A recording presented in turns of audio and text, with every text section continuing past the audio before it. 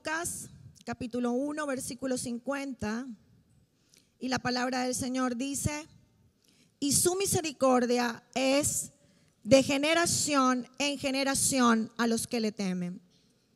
La Nueva Traducción Viviente lo dice de esta manera: Él muestra misericordia de generación en generación a todos los que le temen. ¿A quiénes? A todos los que le temen. Quiero ponerte en contraste otro texto que está en el libro de Éxodo capítulo 20, versículo 5. Porque yo soy Jehová tu Dios, fuerte, celoso, que visito la maldad de los padres sobre los hijos hasta la tercera y cuarta generación de los que me aborrecen.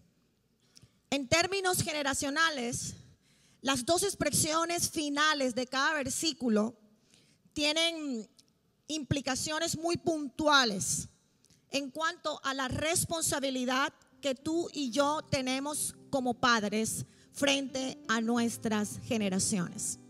Quiero que revises un poquito el final del primer versículo leído, el de Lucas.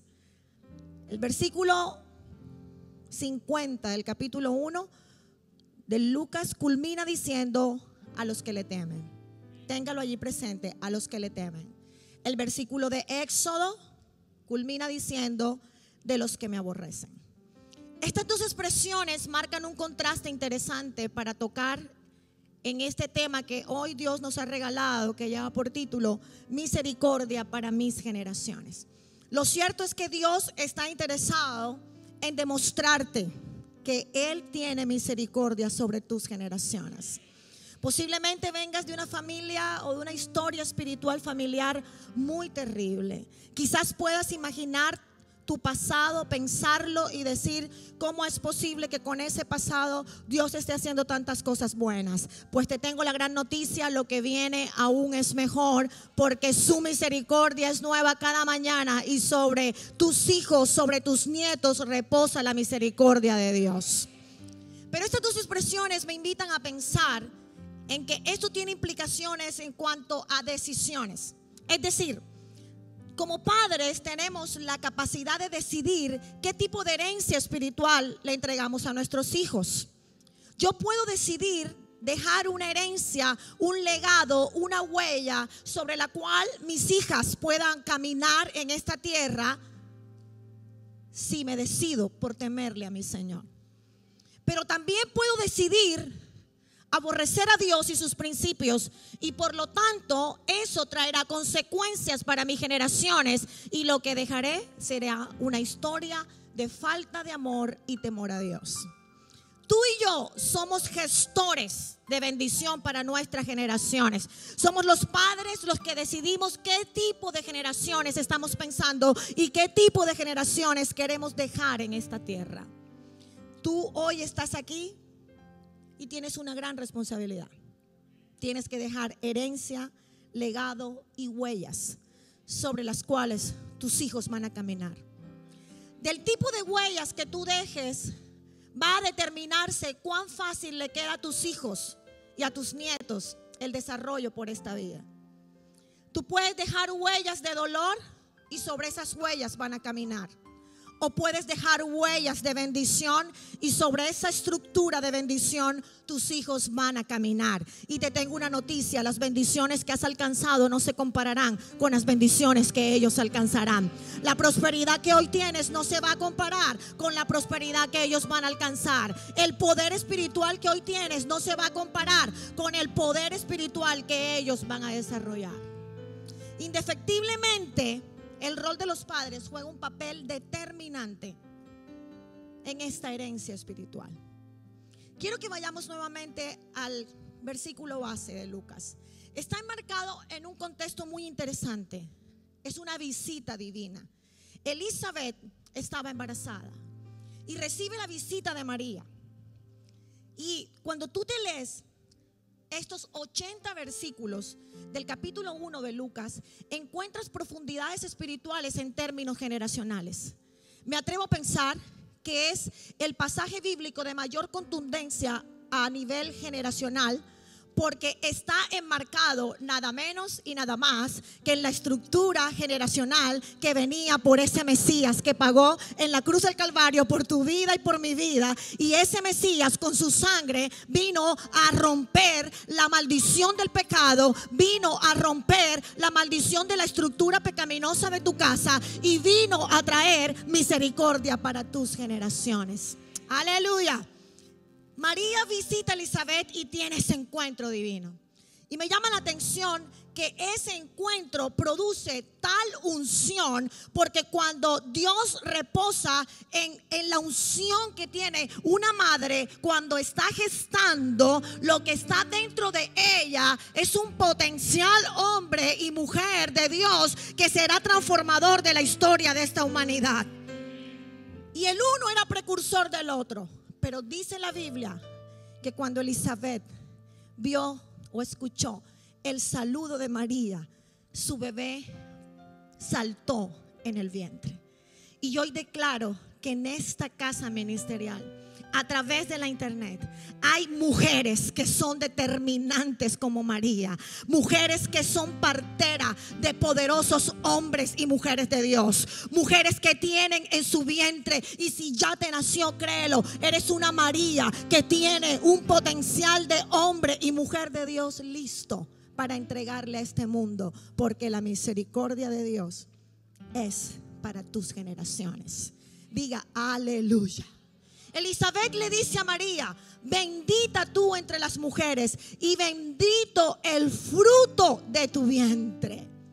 Hay niños y jóvenes hoy en esta iglesia, justamente ahora, a través de la internet nos están viendo hombres que ya están creciendo y que hoy son jovencitos o niños y necesitan a las Marías de este tiempo que puedan ser profetas, estructuras y guía para el propósito divino. No creas que Jesús se formó en cualquier hogar. Ella tenía que ser una madre de una estructura espiritual profunda. En la antigüedad, en el tiempo en que nació Jesús, los padres, aún el pueblo judío lo acostumbra, eran quienes enseñaban la palabra, quienes enseñaban los principios. Y yo creo que hay una María que estaba detrás de Jesús y ella tenía toda la autoridad para enseñar, para instruir, para corregir la vida de ese ser humano vestido de hombre, ese Dios que en su divinidad y en su condición humana creció al lado de una madre que pudo ser una activadora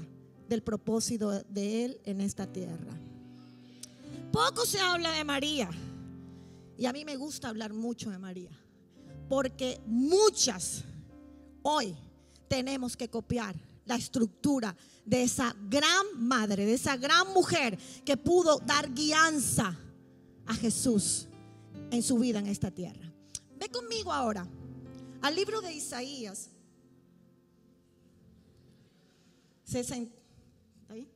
65, en la parte B, dice que el polvo será el alimento de la serpiente. Escucha esto. Y quiero que mires lo siguiente. Cuando la Biblia dice que el polvo será el alimento de la serpiente, responde a una condición de maldición que Dios estableció para la serpiente cuando se atrevió a meterse con la creación de Dios. Pero dice la Biblia también que polvo eres y polvo serás. Génesis 3:19. La estructura carnal del hombre, la estructura carnal tuya y mía es el alimento de Satanás. Satanás se alimenta de tu carne y de mi carne. Y la carne se convierte en un propiciador de las destrucciones generacionales, porque la carne se opone a los principios que están establecidos en la palabra de Dios. Y cuando la carne se vuelve alimento de Satanás, tu casa comienza a andar bajo los designios de la carne, bajo los designios que no operan para bendición generacional. Una casa vacía, desordenada, una casa en rebelión, una casa en contienda, una casa en mentira, es una casa donde Satanás dice: estoy listo para destruir a esta generación. Pero una casa que en contraste dice: yo voy a hacer de Jesús el centro de mi hogar, yo voy a poner a Jesús como el centro de mi casa, yo voy a levantar altar para mi Dios. Te aseguro, porque te aseguro, que verás la bondad de Dios y su misericordia en tus generaciones. Hasta sorprenderte, mujer, hasta sorprenderte, hombre de Dios, que estás aquí. No pueden darse generaciones victoriosas. No es posible que haya generaciones victoriosas si no hay padres que trabajen de forma integral. Diga, forma integral, para que el enemigo fracase en su intento de destruir tus generaciones. Tú tienes que ser un propiciador del fracaso de Satanás. Entiéndelo, papá y mamá. Tú no estás puesto porque sí allí. Tú eres un profeta para tus generaciones y tienes que oponerte al operativo satánico que viene en contra de tus hijos, porque no podrá Satanás contra tus generaciones, porque la misericordia de Dios es para ellos. Pero tienes que determinarte. La Biblia es contundente en mostrarnos un Padre celestial que está interesado en generaciones. Un Padre celestial que piensa en generaciones. Un Padre celestial que permite y quiere que tus hijos sean más ungidos que tú. Un Padre que quiere que tus hijos sean más prósperos que tú. Un Padre que quiere que tus hijos tengan más inteligencia emocional que tú. Él quiere que tus hijos sean gente destacada, que cuando lleguen a las grandes multinacionales digan: yo quiero a este, porque este tiene la capacidad de resolver conflictos. Este que está aquí tiene la capacidad de tomar los momentos de crisis y convertirlo en oportunidades. Este me interesa para mi equipo. ¿Sabes por qué? Porque ese se formó en un hogar donde Jesucristo era el centro. Ese se formó en un hogar donde papá y mamá sabían qué cosa era pedir perdón. Mira, son tiempos en los que tienes que entender que la pelea generacional está librada.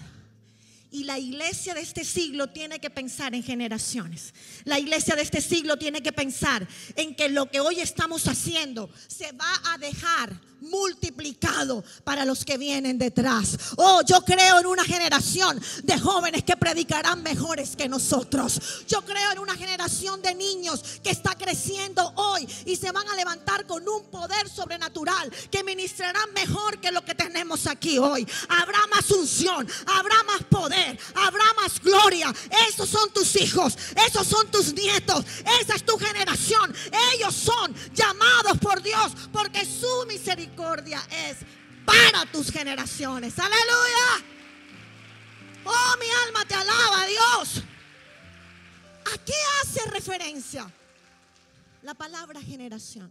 Quiero que miremos esas dos categorías. Generación, diga generación. Y luego miraremos misericordia. ¿Qué es esto de generación? Se habla mucho de generación. Generación es el deseo de Dios para sus hijos, porque la generación tiene implicaciones en la reproducción. La generación es en sí una sucesión de descendientes en una misma línea, y aproximadamente se dice que una generación puede durar 30 años. Otras personas dicen que 40 años. La Biblia dice que los más robustos podemos vivir 80 años. Yo le he pedido al Señor hoy salud, vida, porque quiero vivir más de 80 años y Cristo no ha venido. Eso sí, muy cuerda, eso sí, muy bien puesta aquí, porque la cordura es un regalo que Dios te da, amén. Y tienes que ser bendición para tus hijos. Yo no voy a ser carga para mis hijas, yo no voy a ser un problema para mis hijas. Yo tengo que aportar soluciones para la vida de mis hijas. Entonces la generación tiene que ver con la función por la cual Dios permite la reproducción tuya, así como se produce la reproducción en los seres humanos. Es decir, todo espíritu que piensa en generaciones está pensando en reproducción. Todo negocio que hagas hoy, estás pensando en reproducirlo en la vida de tus hijos. Si tú compras una casa hoy, ¿en quién piensas? En tus hijos. Si piensas en comprar un lote bueno, ¿en quién piensas? En tus hijos. Todo gira en torno a ello. Pero así como piensas en lo financiero, tienes que pensar en la herencia integral que les vas a dejar. Porque si tus hijos no tienen el temor de Dios en sus corazones, lo que les dejes, seguramente será muy abundante. Pero si no tienen la sabiduría para manejarlo, pueden ser pésimos administradores. Pero yo creo que tú sales de hoy con un compromiso diciéndole a Dios: se va a perpetuar mi bendición, va a ser mucho mayor, tal como lo dice la Biblia. Isaías 59:21 es tuyo y es mío. Este será mi pacto con ellos, dijo Jehová. El espíritu mío que está sobre ti, mira esa profundidad. Tú eres un portador del Espíritu de Dios. Y mis palabras que puse en tu boca no faltarán de tu boca, ni de la boca de tus hijos, ni de la boca de los hijos de tus hijos, ni de la boca de mis nietos, dijo Jehová, desde ahora y para siempre. Eso está sellado, eso es inamovible. Desde ahora y para siempre, si el Espíritu de Dios reposa sobre ti y las palabras de Dios están en tu boca, eso quedará en el corazón de tus hijos y en el corazón de tus nietos, y estará en la boca de ellos, en su estructura y en su vida. Aleluya. Aleluya. La otra categoría, misericordia, es la inclinación a sentir compasión por los que sufren, pero ofrecerles ayuda. No solamente siento compasión, sino que me muevo a ayudarlos. La misericordia es parte fundamental, constitutiva del carácter de Dios. Dios es Dios de misericordia. Siempre su misericordia es inexplicable, no responde a los juicios del hombre. Quizás tú dices: a ese tan perverso Dios lo levantó, todo lo que hizo, mira lo malo que fue. Porque la misericordia de Dios no responde a los juicios humanos, porque está sometida al milagro de la gracia. Pues por cuanto más bajo estuviste, el Espíritu de Dios que hizo que Jesús pagara en la cruz del Calvario se meterá en ese lodo donde un día tú estuviste, y de allí te sacó. Y que sufra el diablo. La misericordia viene del latín misere, y fíjate que cuando se lo descomponen tiene unas representaciones interesantes. Dice misere, necesidad o miseria. Cor, la sílaba cor, indica corazón. Y la otra, ia, representa o expresa una acción hacia los demás. Entonces, en contexto sería esa capacidad que tú y yo desarrollamos para movilizarnos a mirar la miseria, la desdicha, el dolor de otro, su caída, y decirle: yo tengo una voz de esperanza, se llama Jesús de Nazaret, y en esta palabra te tengo todo lo que necesitas para ser levantado, porque su misericordia te levantará y la gloria de tu vida será mucho mayor de lo que un día tuviste.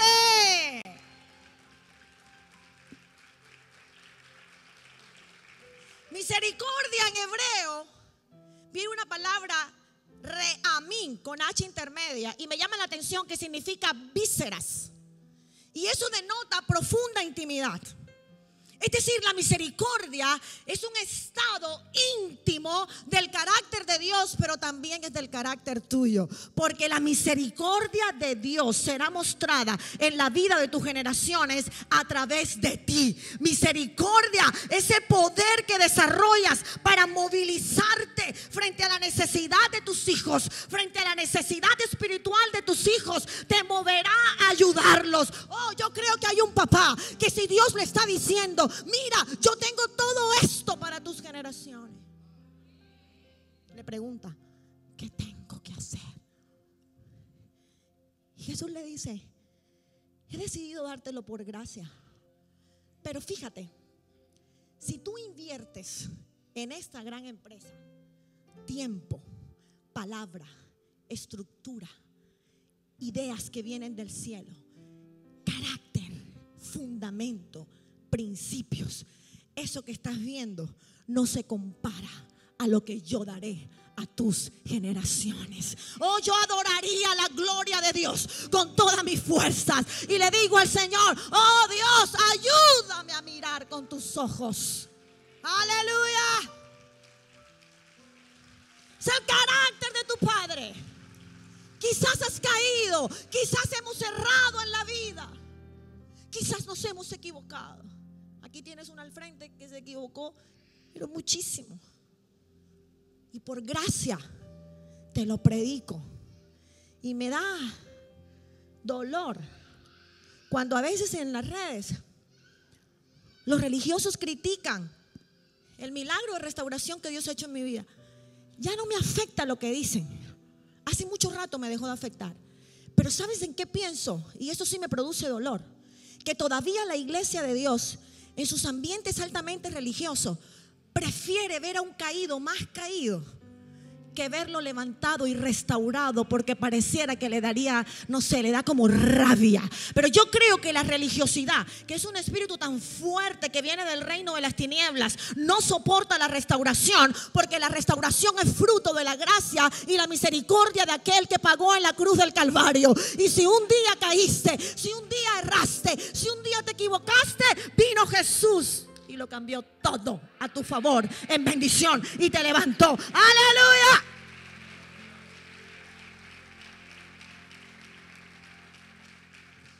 Esa misericordia que Dios ha dado para tus generaciones se levantará con mayor presteza, con mayor liberalidad, con mayor amplitud, en la medida que tú y yo nos determinemos a favor de lo que Dios ha dicho para la vida de nuestros hijos.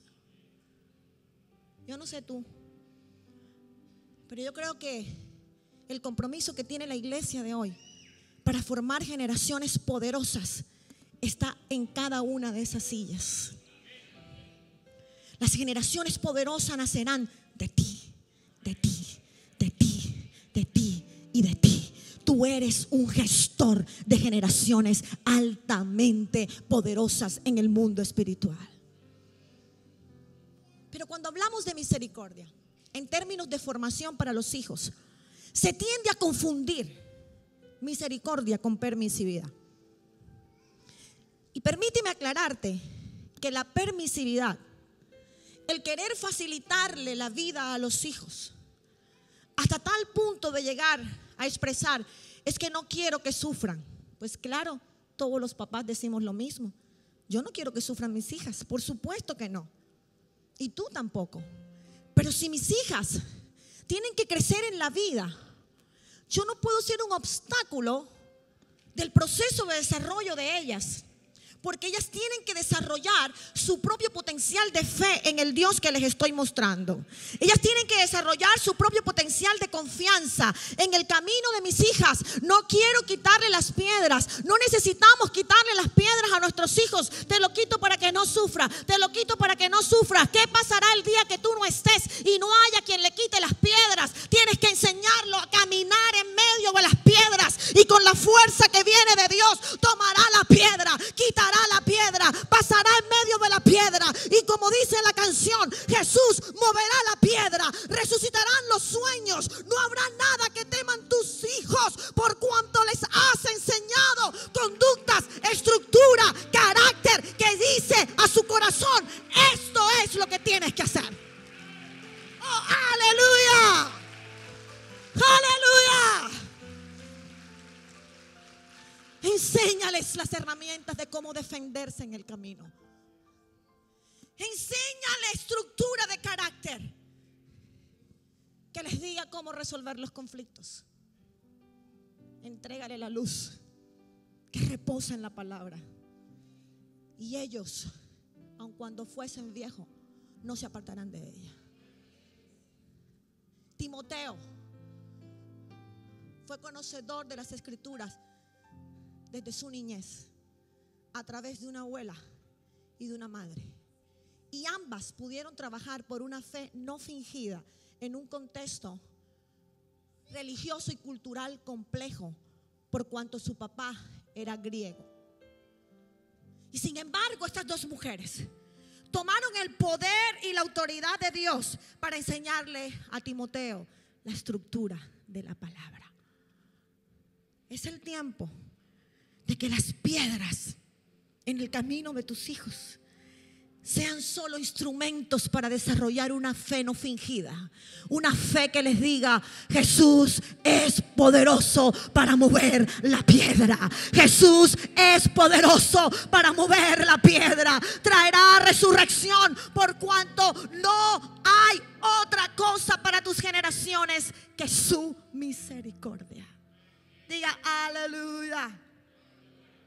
Las estructuras emocionales y espirituales que le entregas a tus hijos serán el insumo que necesita cuando ya tú no estés. Y podrás llegar al cielo y decir: cumplí mi tarea. Los dejé empoderados de una fe no fingida. Ya pueden caminar solos. Ya puedo entrar tranquilo, sabiendo que lo que dejé en ellos, el legado, las huellas y la estructura de vida, les sustentará en los tiempos más difíciles que tengan que atravesar. ¿Tú quieres libertad para tus generaciones? Te voy a compartir 3 prácticas poderosas, entre muchas otras, pero hoy vamos a tocar solo 3. 3 prácticas poderosas que si las aplicas, te aseguro que levantaremos una generación poderosa para el último tiempo. La primera práctica es la confesión. Confesar es decirle a Dios lo que Él ya sabe. Pero la confesión tiene un poder sobrenatural, por cuanto la Biblia dice en Proverbios que el que confiesa su pecado y se aparta alcanzará misericordia. La confesión en el hogar se estructura y se ejemplifica, se modela a través de la confesión de los padres. Hay padres inamovibles en su estructura de carácter y prefieren decir toda la vida que no están equivocados antes de dar su brazo a torcer. Pero yo te reto a que veas lo que se va a producir en el corazón de tus hijos cuando ellos te ven vulnerable, cuando ellos ven que te has equivocado, cuando ellos ven que tú puedes pedir perdón, cuando ellos ven que aunque te has equivocado hasta lo último en tu vida, tú le dices: hijo, hija, perdóname porque me equivoqué. Eso vuelve el corazón de tus hijos a ti. No necesitan un papá o una mamá soberbio. Necesitan un papá y una mamá coherente con el mundo espiritual. Y cuando la confesión llega, va a suceder algo, que vas a poder vencer una maldición, que son las enfermedades, ideas y hábitos ocultos. Porque quiero decirte, amada iglesia, que todo lo que hoy mantienes en oscuridad, todas esas áreas ocultas que tú y yo tenemos, esas áreas ocultas serán las mismas áreas de las derrotas de nuestras generaciones. Saca de la oscuridad a la luz toda iniquidad que tengas. Toda iniquidad que tengamos salga a la luz, apropiándonos de la gracia divina que no nos rechaza. Y cuando eso sale de la oscuridad a la luz, estaremos cortando el derecho de que esas mismas áreas de tinieblas sean las derrotas de nuestras generaciones. Yo podré decir junto a ti en esta hora: Señor, nos determinamos para que toda área de tinieblas salga a la luz, y entonces lo confesado se convertirá en la autoridad más poderosa que tienen mis generaciones, para que Satanás no los toque con la misma maldición. Salir de las tinieblas Es un operativo que se da a través de esta arma poderosa que se llama la confesión.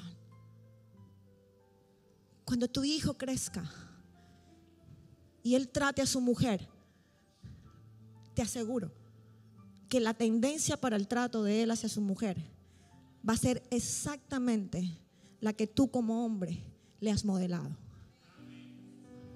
No hay tal cosa como que lleguemos a la casa y le digamos a nuestros hijos: yo amo a Dios, amamos al Señor, somos una familia de Dios. El joven de hoy desarrolla un pensamiento crítico y las grandes posturas educativas en la actualidad persiguen que ese pensamiento crítico en la vida de nuestros niños y jóvenes sea cada vez más estructurado y profundo. Entonces los jóvenes de hoy se quedan mirando al papá y la mamá. Podrá ser el líder más ungido, el pastor más ungido, se podrá saber la Biblia de Génesis, Apocalipsis, pero él dirá: ¿cómo así que ustedes aman a Dios y no son capaces de manifestarse amor el uno por el otro? El joven de hoy necesita coherencia. Si tuvieras los demonios que están detrás de nuestros jóvenes para acabarlos, para destruirlos, para llevarlos a suicidios, en esta hora nos movilizaríamos a favor de lo que Dios quiere, porque nuestras generaciones tienen que ser preservadas. Y será causa de lo que tú y yo establezcamos en este tiempo.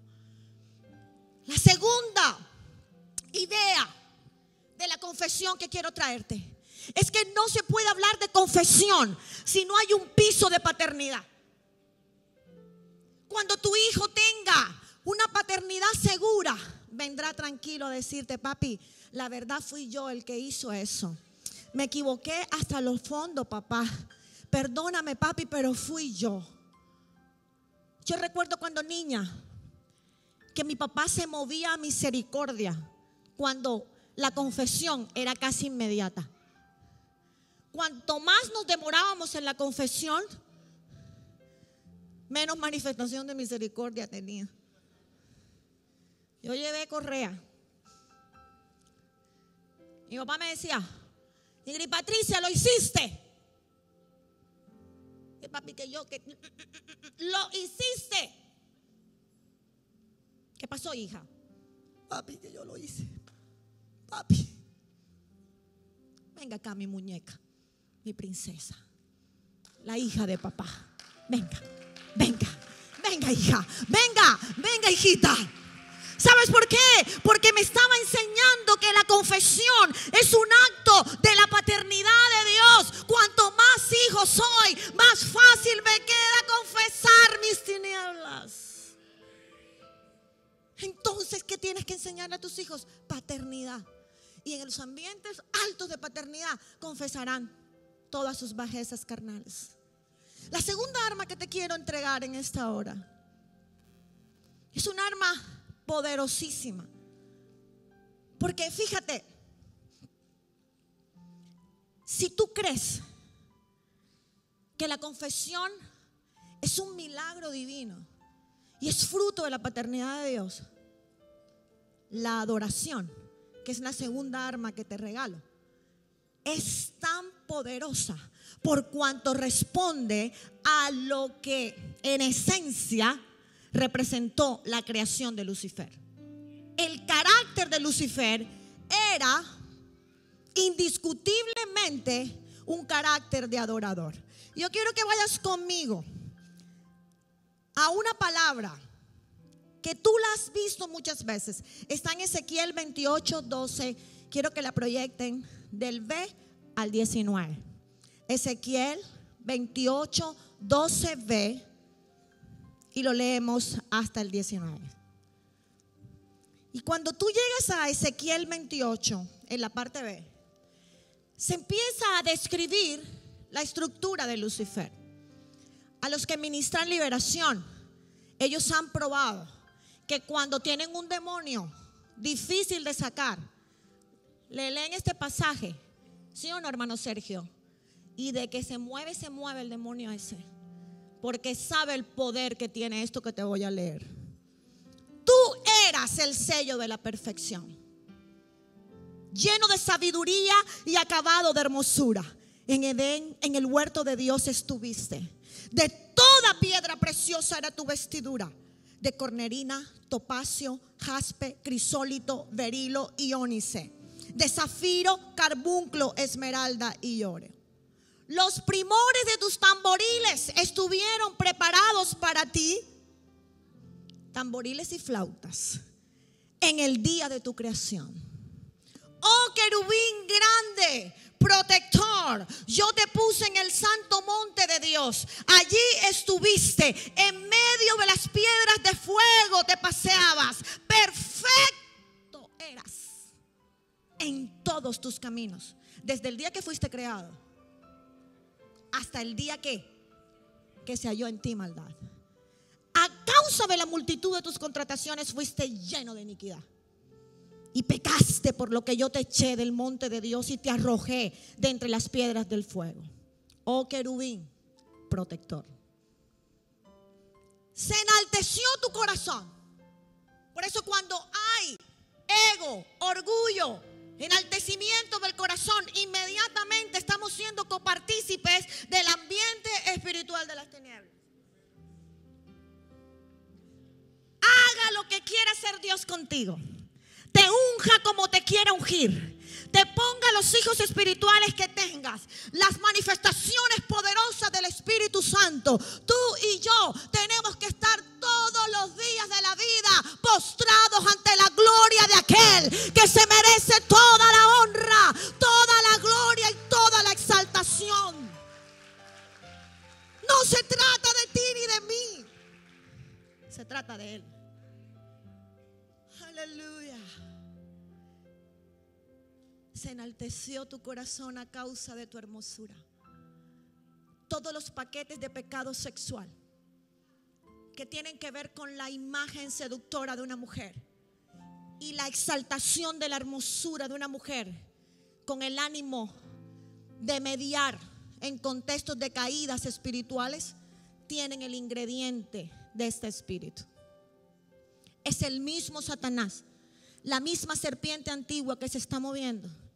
Usted ve mujeres bellas, bellísimas. Aquí tenemos una, muchas, pero hay una que me parece tan bella. Mi Barbie Katy.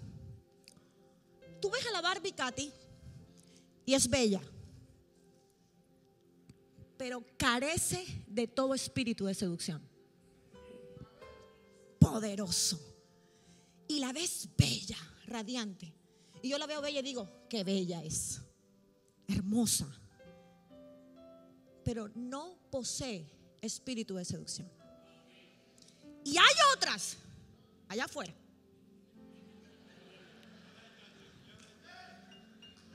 no tan bellas, pero ponen a temblar al más fuerte de los espirituales. ¿Sabes por qué?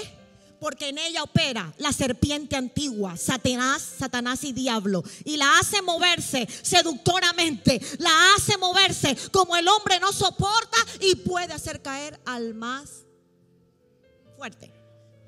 Por eso cuando yo las veo, me pongo delante de Alejandro y digo, ni te acercas.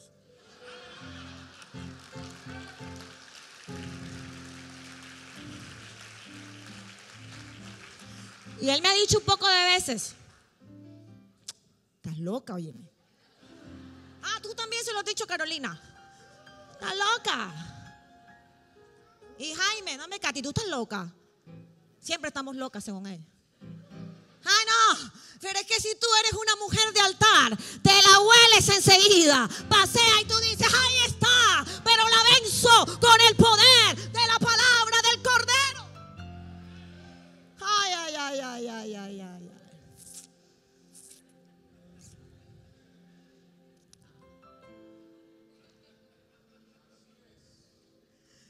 Mira,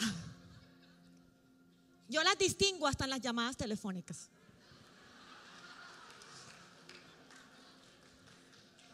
Yo tomo el celular de él. Usted olvídese ese cuento y que no me das oxígeno y que estás metida en todo. ¿Para qué te casaste? Yo lo dejo sin oxígeno. Y me pongo. Mensaje sano. Bien. Ya está sano. Y de repente. ¡Ay! Y le digo a esta jovencita, a metros. Pero es que yo no tengo precaución por ti. De pronto tú tienes todo el deseo de serle fiel a Dios. El asunto es que ese personaje está cautivo, tiene un espíritu de seducción, tiene un espíritu de lujuria y te va a dar 3 vueltas en el camino. Y como eres hombre y eres visual, no lo vas a soportar. Entonces yo me pongo aquí en medio de ella y tú y te digo, no llegas acá. Eso mismo tienes que hacer, aleluya, con la vida de tus hijos. No llegas a mi hijo, porque no te lo permito en el nombre de Jesús, porque no vas a destruir mis generaciones, porque mis generaciones y yo serviremos al Señor. Aleluya, aleluya. Ay, ay, ay, ay, ay. Mira, el tipo se enredó por la hermosura y por la sabiduría que tenía. A causa de tu esplendor, yo te arrojé por tierra, delante de los reyes te pondré, para que miren en ti. Con la multitud de tus maldades y con la iniquidad de tus contrataciones profanaste tu santuario. Yo pues saqué fuego de medio de ti, el cual te consumió. Ha llegado la hora que la iglesia le diga a sus generaciones: oh, yo te preservo, porque no habrá diablo que pueda contra ti, porque mi Dios lo ha pulverizado en la sangre del Cordero. Y entonces, con la multitud de tus maldades y con la iniquidad de tus contrataciones, hay contratos espirituales que se gestan en el infierno en contra de tu familia. Hay demonios que llegan en la noche y te ponen a pelear y tú no sabes ni por qué estás peleando. Oh, discierne el mundo espiritual. El mundo espiritual es real. Hay situaciones que fueron así de pequeñitas y de repente se armó la gorda, como dicen, y la grande. Y entonces, ¿qué pasó? Y tú dices, ¿y qué pasó aquí? Pues yo te voy a decir qué pasó. Vinieron demonios desde el mismo infierno a querer destruir tus generaciones, porque tus hijos no podrán vivir felices si papá y mamá no están juntos. Te quisiera decir lo contrario, pero por la experiencia de lo vivido no me lo puedes refutar. Cuando mi hijo Sergio Andrés, que ya está en la presencia de Dios, yo llegaba con mis palabras espirituales. Papi, tu papá y yo le hemos servido a Dios, tú eres del Señor. Él era muy respetuoso, jamás me irrespetó. Alejandro lo sabe, él era muy respetuoso. Pero me quedaba mirando con la profundidad de sus ojazos y yo sabía lo que me estaba diciendo. Estaba diciendo, ¿qué me vienes a decir tú, mamá? Que ustedes le sirven a Dios y le aman a Dios y no fueron capaces de sostenerme un hogar para yo crecer sano. Ay, es que me atrevo a decírtelo.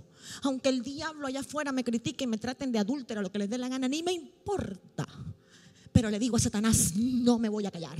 Voy a llegar a donde Dios me lleve, a decirle a la gente y a predicarle de mis mismos errores, porque tus caídas son los niveles que luego, cuando eres restaurado, se convierten en unción, se convierten en poder, se convierten en autoridad, para que muchos otros no vivan lo que tú viviste. Entonces la adoración va en contra del acto de las tinieblas. Y cuando tú adoras, entiende que la palabra de Dios dice que lo puso en ceniza sobre la tierra a los ojos de todos los que le miran. Atrévete a decir, es que Jesús de Nazaret te puso como ceniza en esta tierra y no puedes atormentar a mis generaciones. Aleluya, aleluya. Todos los que te conocieron de entre los pueblos se maravillarán sobre ti. Recuérdale esto: espanto serás y para siempre dejarás de ser. no tienes derecho sobre mi casa. No tienes derecho sobre la vida de mis hijos, sobre la vida de mi esposo. Está dormido, ponle la mano al hombre. Dormido funciona más.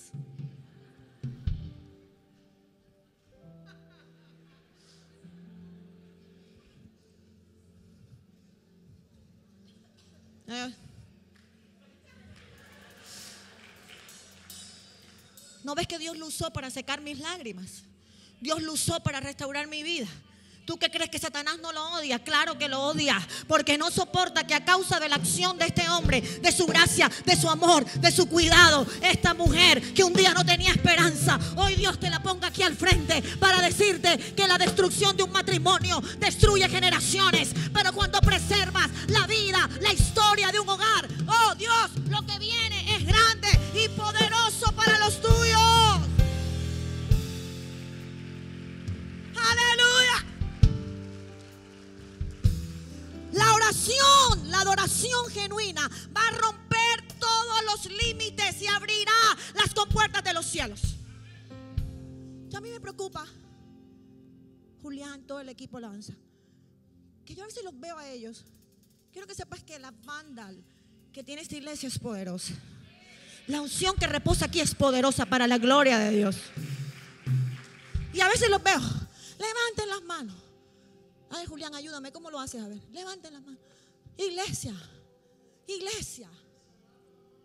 ¿Qué más dices? ¿Qué más dices? Adora al Rey. Él es tu Salvador. ¿Qué más? Vamos, adora al Padre, al Rey, al sacerdote de tu hogar. ¿Qué más? ¿Por qué tienes las manos abajo? Levántalas. Oye. Anímate. Esfuérzate. Tú no vienes a la iglesia para escuchar una motivación permanente para adorar. Tú vienes a la iglesia a consignar lo que has adorado durante toda una semana. Tú vienes a la iglesia a condensar la adoración que has propiciado en tu casa. Entonces cuando llegas acá, pongo una nota, una solita, cualquiera, arranca con cualquiera canción.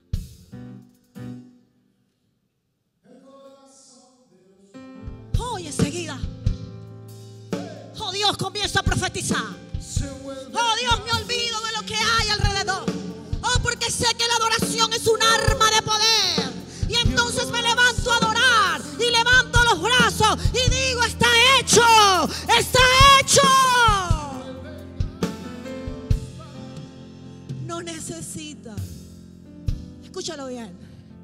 La adoración es un espíritu divino que opera en tu ser, que te invade, que te sumerge y que te lleva a establecer altar para Él. Entonces adorar es un estilo de vida. Entonces adorar es un propiciador de atmósferas de poder, de autoridad y de gloria.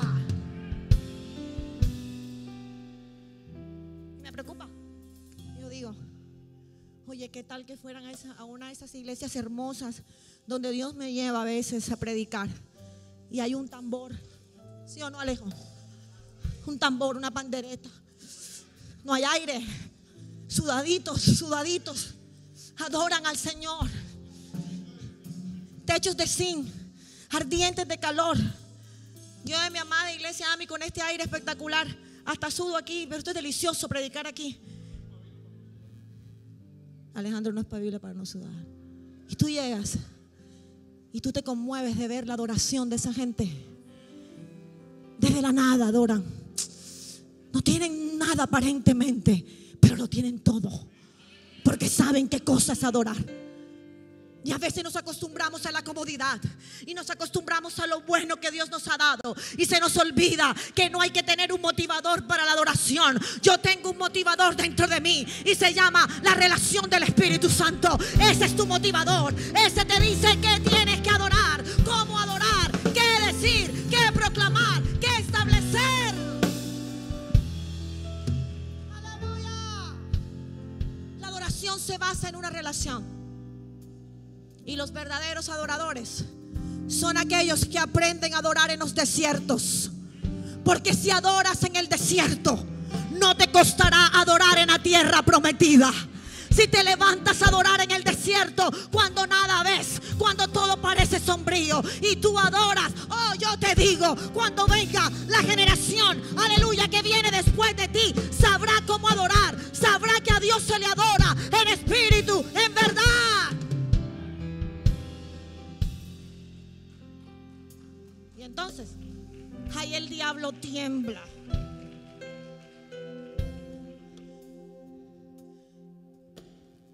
Por último, te quiero hablar de esta arma que a mi juicio, a mi comprensión espiritual, es altamente contundente. Y es la ruptura de los argumentos que no están cimentados en la verdad de Dios.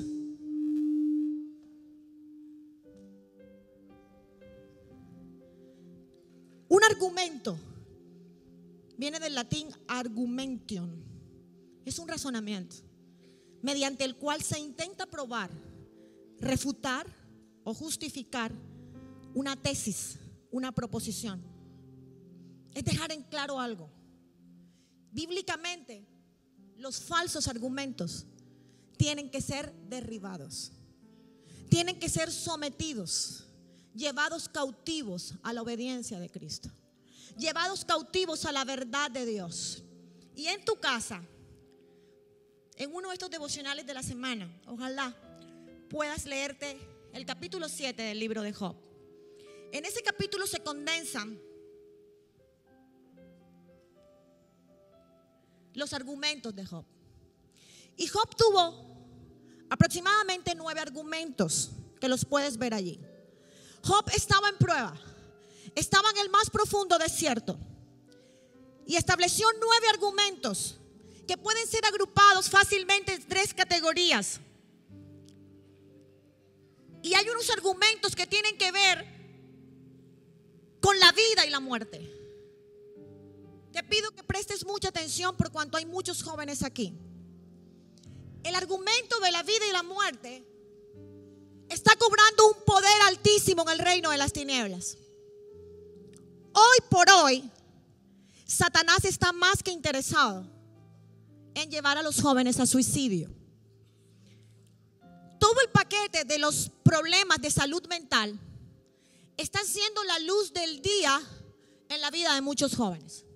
Depresión, angustia, miedo a los retos, ansiedades, estrés, rechazo, todo el paquete emocional. Eso es lo más fuerte ahora. Y el otro paquete fuerte es lo sexual. En esas 2 dimensiones Satanás está trabajando para destruir a las generaciones.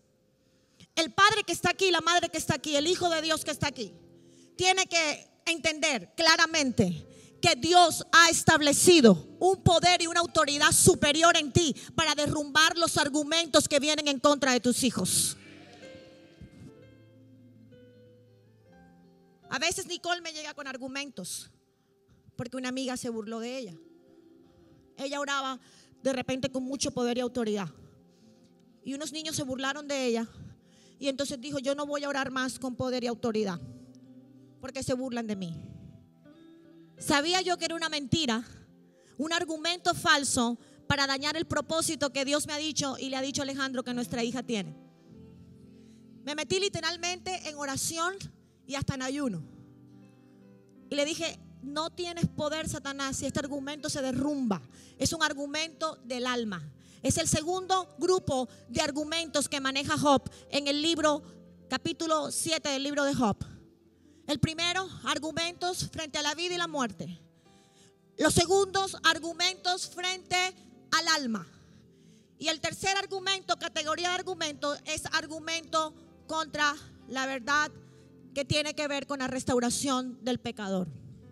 Entonces Satanás le dice a tu muchacho: eres tan malo que ya no tienes esperanza. Eres tan malo que es mejor que no vayas a la iglesia. Es mejor que te alejes de Dios. Oh, pero cuando tú te levantas en contra de ese argumento y le muestras el Padre de las luces, en el que no hay mudanza ni sombra de variación, tú le enseñarás que cuanto más sucio está, oh, el Padre dice: ¿qué tengo que hacer para que venga a mí? Y con los brazos abiertos estará para recibir a tu hijo. Pero se lo tienes que enseñar tú, con un lenguaje religioso. y de rechazo, olvídalo. Olvídalo. Se los pondrás en bandeja al reino de las tinieblas. Y te repito, no se trata de permisividad. Tú siempre le indicarás qué cosa es pecado, qué cosa es incorrecta, cuáles son las consecuencias. Pero cuando cae, no tienes que caerle encima, destruir sus emociones. Tienes que levantarlo con espíritu de mansedumbre y decirle: todo argumento que se levanta en contra de tu alma cae. Aún en las pérdidas se aprende. Aún en los momentos difíciles se aprende. Pero hoy quiero decirte que si tú estás aquí en esta noche, en esta tarde, y quizás tienes un hijo en drogas, quizás tienes un hijo sin esperanza, quizás tu hijo te ha dicho: yo no quiero saber de tu Dios, yo no quiero saber de esa iglesia. Te reto en el mundo espiritual para que con poder y toda autoridad tú te puedas levantar y decir: no habrá autoridad distinta a la de Dios sobre mis generaciones. Ellos y yo le serviremos al Señor. Ellos y yo caminaremos por un norte de bendición. Oh, yo creo que estoy frente a una generación de papás y de mamás que sin condenación son capaces de reconocer en dónde está el error. No hay algo más poderoso que quitar la condenación de lado y decir: sé que estoy en un error, pero hoy, ya, ahora mismo lo voy a solucionar, por cuanto tengo al dueño de mis generaciones y por ellos haré lo que tenga que hacer. Hay mujeres aquí sin esperanza, madres que dicen: mi hijo se me va a perder. Pero hoy quiero decirte, mujer, que en este lugar está el Dios de Abraham, el Dios de Isaac, el Dios de Jacob, el Dios tuyo y el Dios de tus generaciones. Y si tú hoy decides temer al Cristo que te estoy predicando, yo te aseguro que la misericordia de Jehová de los ejércitos estará siempre a favor de tus generaciones. Colócate en pie en el lugar donde estás. Mi alma te alaba, Dios. Dile: Señor, hoy destruyo todo argumento de la muerte. Levanta tu mano, iglesia, cierra tus ojos. Si tu hijo no ha sido preso de ese espíritu, no lo será en el nombre de Jesús. Pero seguro tiene amigos que sí están presos de esos demonios. Cada vez que me entero que un jovencito acaba con su vida, literalmente lloro. Ese hijo que tienes ahí es tu mayor regalo. Aún de sus errores estás aprendiendo. Aún de los errores de él tú mismo aprendes. Aún de los errores que tú cometes delante de él y los confiesas y le dices: hijo, perdóname. Se levanta una nueva atmósfera. Tú lo tienes ahí. Yo tengo que ir a un altar a llorarle a mi Señor que me enseña a vivir sin el mío. Tú lo tienes ahí para ver sus fortalezas, su debilidad. No lo compares con nadie. Es impositivo, es abusivo, es dañino que los compares contigo. Es aberrante en el mundo espiritual que pretendas proyectarte en la vida de tu hijo.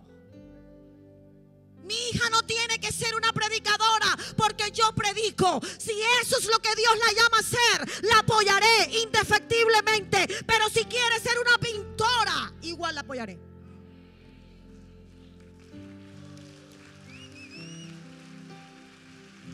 Tienes al mejor de tus tesoros. ¿Se equivocó? Sí, se equivocó. Pero aquí está papá para levantarlo. No con permisividad, no diciéndole: tranquilo, papito, eso que hiciste no es nada. No, eso es pecado. Pero le muestras la cruz. Y en la cruz le muestras a aquel que pagó. Y aquel que ha dicho: aunque tus pecados sean rojos como el carmesí, vendrán a ser como blanca lana. Es el tiempo de decirle a Satanás: